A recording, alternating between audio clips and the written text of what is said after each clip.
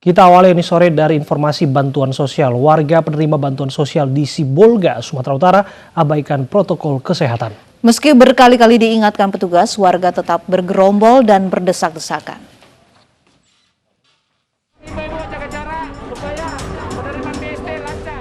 Meski telah berulang kali diperingatkan oleh polisi yang berjaga di lokasi, namun para warga tetap saja memilih untuk berkerumun dan saling berdesakan di pintu masuk kantor pos di Jalan Balam, Kota Sibolga, Sumatera Utara. Bahkan sejumlah anak-anak yang dibawa oleh ibunya harus terjepit dan berdesakan dengan orang dewasa. Tak hanya tidak peduli dengan penerapan menjaga jarak, bahkan sebagian warga penerima bansos juga terlihat tidak mengenakan masker. Polisi yang berjaga di lokasi terus mengingatkan warga agar mematuhi protokol kesehatan. Sudah berulang kali kita himbau supaya tetap jaga jarak, dan barang siapa yang berurusan untuk pengambilan BST untuk memakai masker. Kalau mereka tidak memakai masker, kita tidak layani, kita sampaikan kepada petugas untuk tidak dilayani dan dipakai dulu masker baru mengambil BST-nya. Berdasarkan data dari pihak kantor pos cabang Sibolga Selatan, terdata sebanyak 437 orang warga dari 2 kelurahan yang mencairkan dana BOS pada tahap kedua. Dari Sibolga, Sumatera Utara, Raymond, iNews melaporkan. Warga penerima bantuan yang mengabaikan protokol kesehatan juga terjadi di Medan, Sumatera Utara. Bahkan beberapa warga tercatat sebagai penerima bantuan ganda.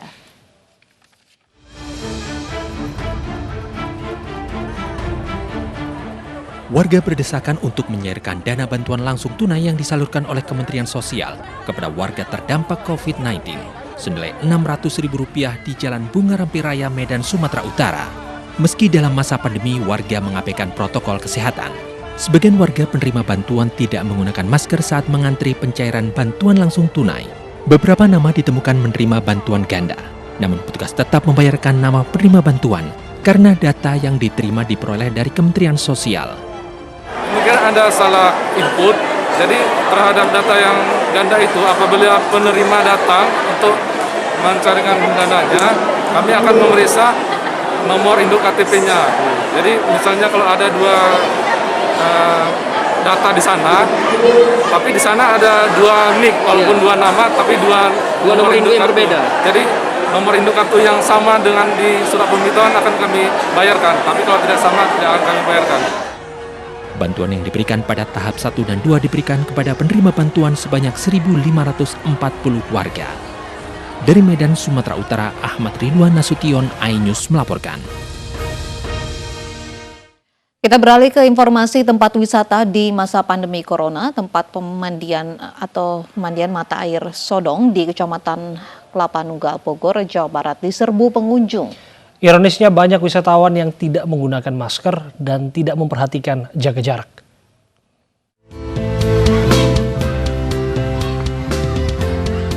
Meski pandemi COVID-19 belum berakhir, namun sebagian warga tetap memilih berwisata.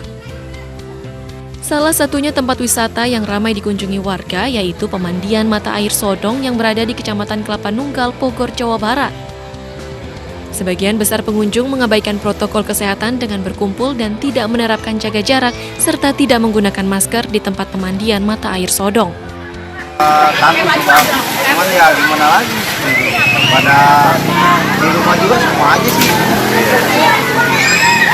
Kan sekarang udah new normal nih, jadi ya sebenarnya dari kemarin kita udah beberapa bulan dikurung, sekarang kayak burung lepas dari kandang aja. Di rumah bosan, anak-anak pada pengen jalan,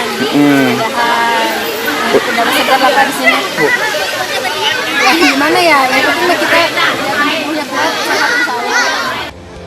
Ironisnya tidak ada pengelola lokasi wisata yang mengingatkan pengunjung untuk menjaga jarak guna mencegah penyebaran virus corona. Dari Kabupaten Bogor, Jawa Barat, Cahyat Supriyatna, iNews melaporkan.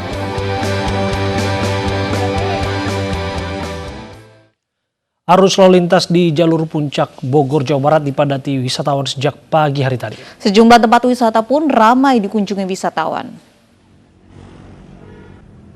Di akhir pekan ini, jalur puncak Bogor, Jawa Barat dipadati wisatawan yang berlibur di masa PSBB transisi. Wisatawan yang didominasi warga Jakarta ini memanfaatkan pelonggaran PSBB untuk bertamasya ke kawasan puncak. Sejumlah tempat wisata pun ramai oleh pengunjung. Tak hanya wisatawan, pedagang kuliner pun sudah kembali menjajakan dagangannya di sepanjang jalur puncak.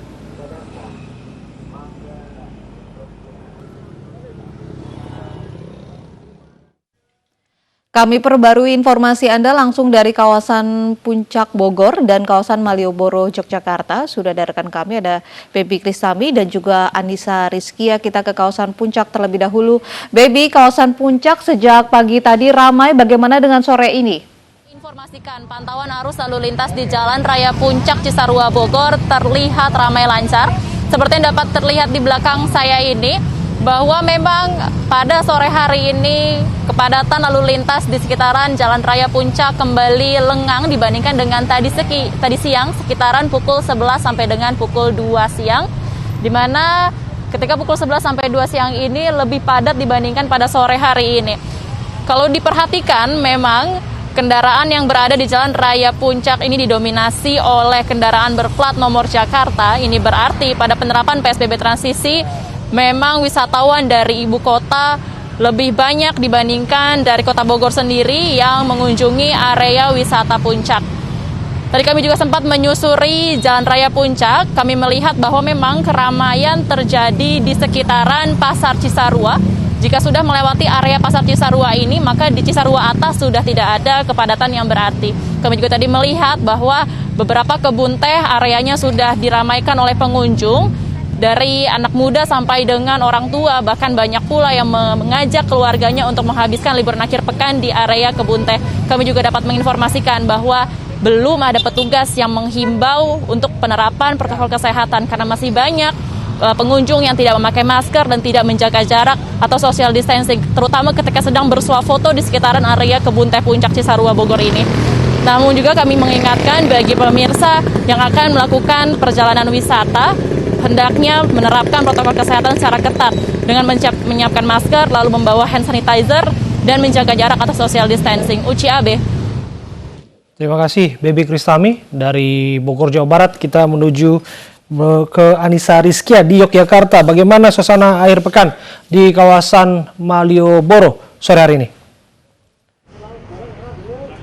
Ya, Abai dan juga Uci, saat ini suasana di Malioboro semakin sore semakin ramai dapat saya katakan.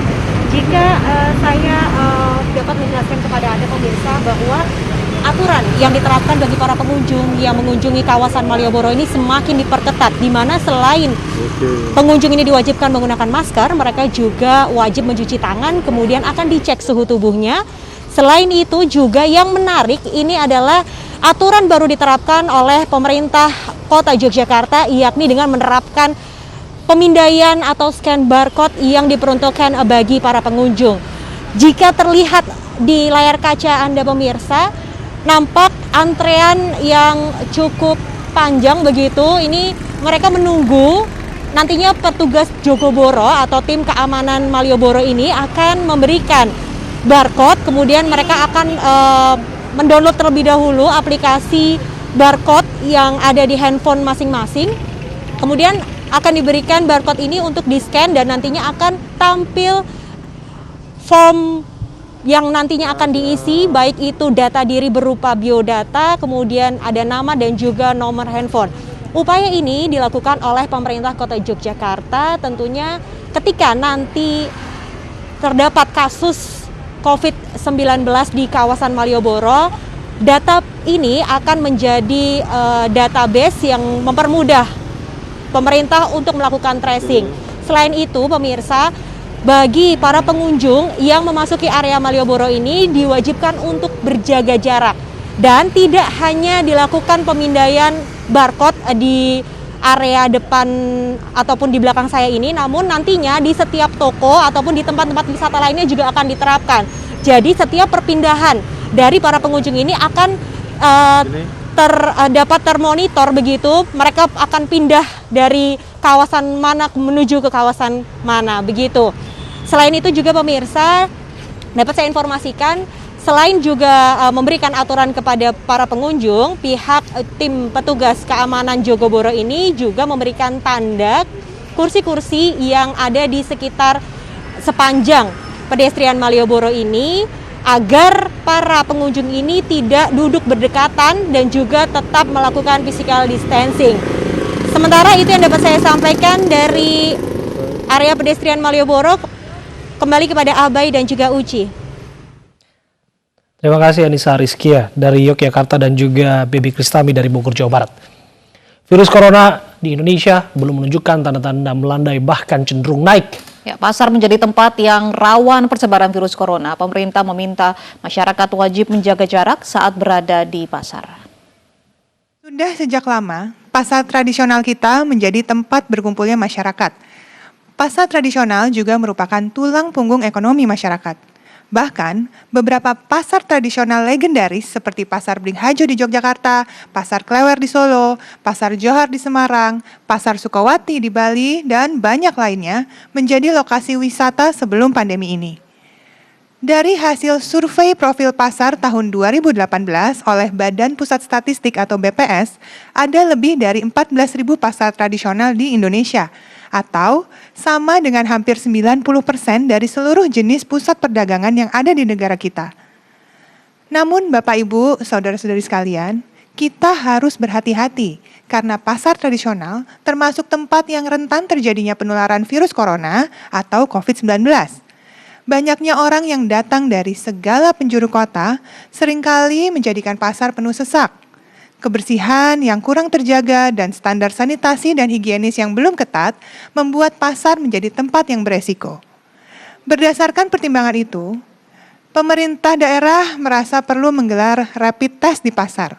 Dan hasilnya, menurut Ikatan Pedagang Pasar Indonesia atau IKPPI, lebih dari 400 pedagang di 93 pasar tradisional telah terinfeksi COVID-19. Namun, saudara-saudari, seperti yang sudah saya sebutkan di awal, masih ada belasan ribu pasar lainnya yang tidak melaporkan kasus positif COVID-19. Bahkan di antaranya sudah disiplin menerapkan protokol kesehatan dan melakukan sosialisasi yang masif untuk memutus mata rantai penularan COVID-19 di pasar.